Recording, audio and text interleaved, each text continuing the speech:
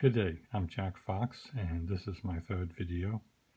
Today I'd like to demonstrate 6 different methods of bypassing a lock with 6 different locks. The first method I'm going to show you is using shims. These are shims from Sparrow. These are the stainless steel version, not the cheap Chinese version that looks pretty much like this, which is basically aluminum and bend and actually don't do anything at all.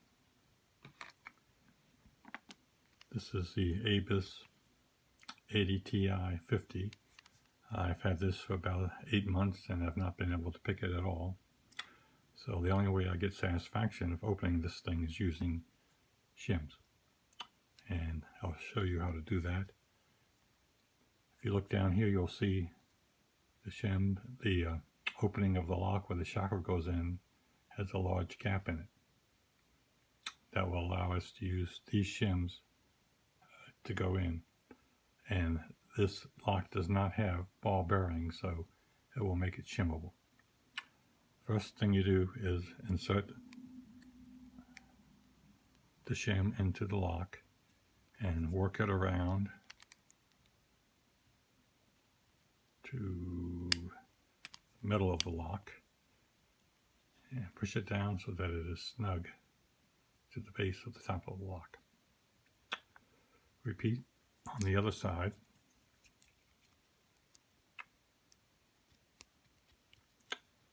Move it around to the center. Sometimes it won't go. You'll have to lift it up and work it in like so. Now to open the lock, to press on the shackle and pull up.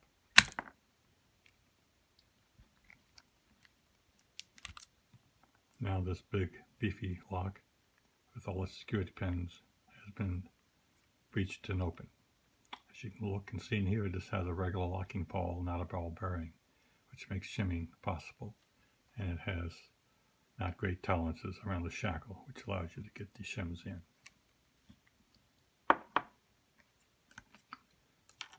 The next lock is the springs. It also has security pins in it, and I have been able to pick this. The way I'm going to bypass this is using this Abus bypass tool. To do this, you stick it in the keyway with the bent side up, the golf club type side up, and you have to wiggle it, work it all the way down until it seats.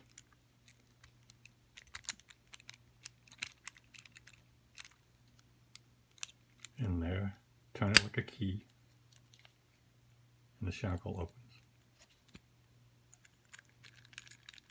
Very simple, very quick.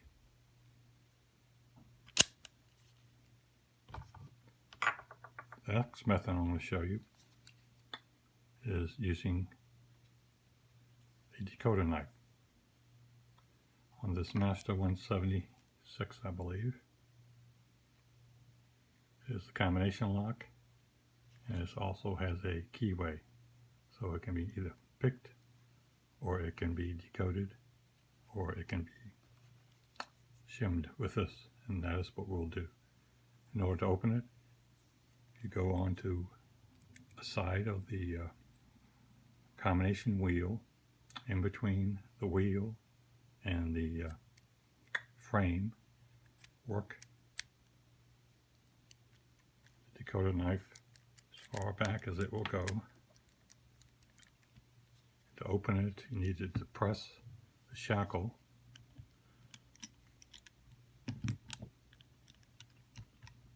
while levering the decoder knife. There it goes. You can see I bent it because I did it wrong. Let me show you what you should do with these decoder knives to prevent that from happening.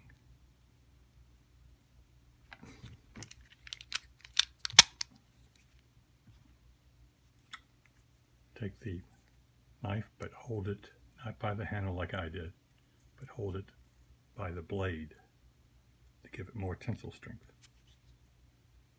Then stick it into between the wheels, work it down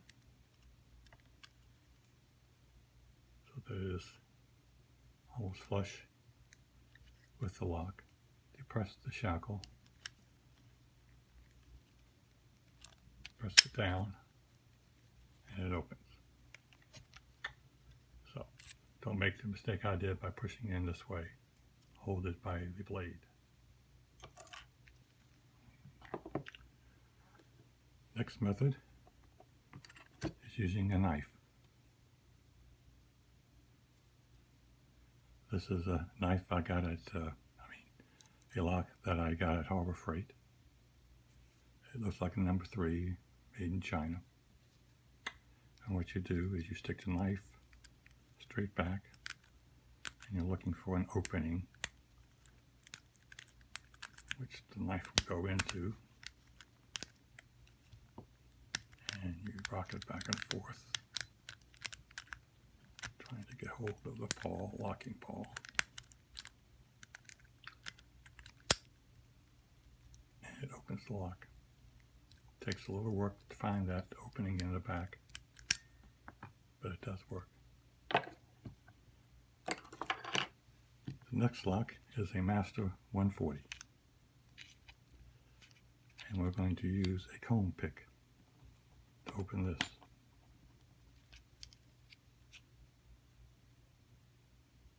Now it supposedly has security pins in it as well. What makes it able to be opened by a comb pick is that the locking mechanism of the Bible is very, very deep. And these teeth can push up the key pins, driver pins, and the springs all up into the Bible, bypassing the shear line. In order to do that, you have to stick it into the keyhole just like a key, and you have to be able to line it up perfectly underneath the pins. You can see the pins there, and these teeth have to be exactly centered over the pins. And these come in a set with 4, 5, and 6 tongs on them, and depending upon the lock, you just have to guess and figure out which one will actually work. Set comb pick in, try and center it over top of the pins, turn it like a key.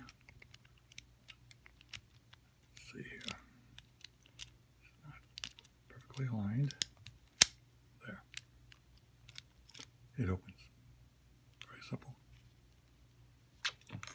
The last method is using the Master number 3 and using the Sparrow's Master Switch picks. Now these picks only work on the old Masters 1, 2, and 3, I believe. The other ones have a different mechanism in, and they have ball bearings. These old ones don't. In order for this to work, you take the one, well, this is a straight one. You want to take this one here, which has the shape of a talon. If you look real closely, I want to see it. There it is. That will go into the keyway, into the back, and you're looking for a particular hole that it will fit into.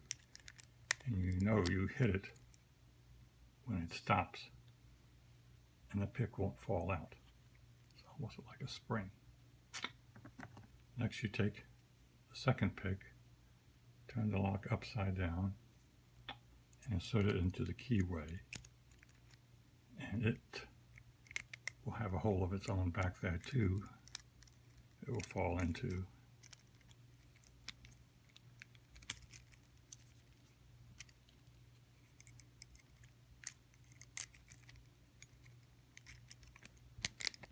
Not very easily.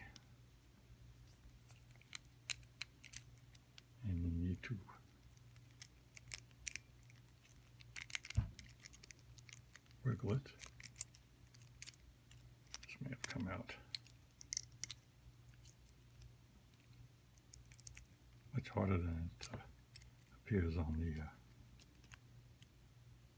video to do this.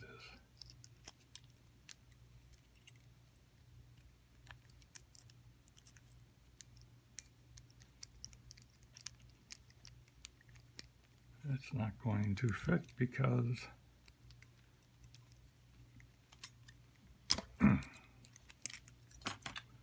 if you look, the keyway has been partially turned. Let me see if I can find the correct key. Get that straightened out. Try again.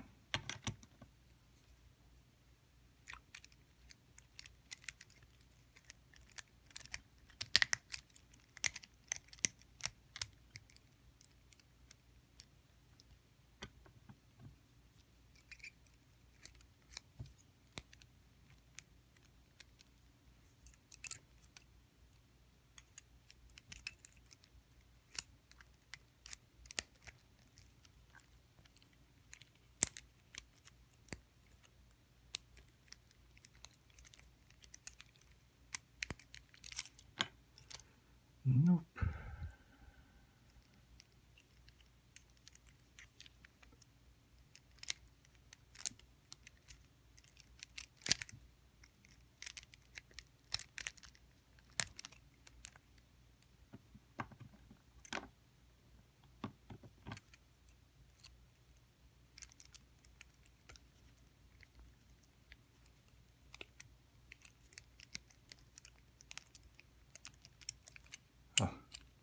Success. Needless to say, there are not very many locks that you can use this on, and it isn't that easy.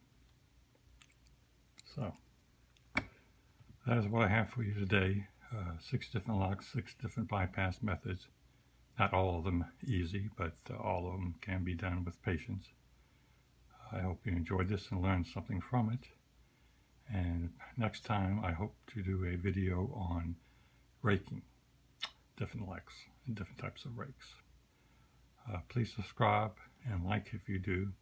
Sorry this video went too long, but I did want to stop even if I couldn't open the locks up, because that's life, that's the way it happens sometimes. It doesn't always work. So thank you for watching, and I'll see you next time.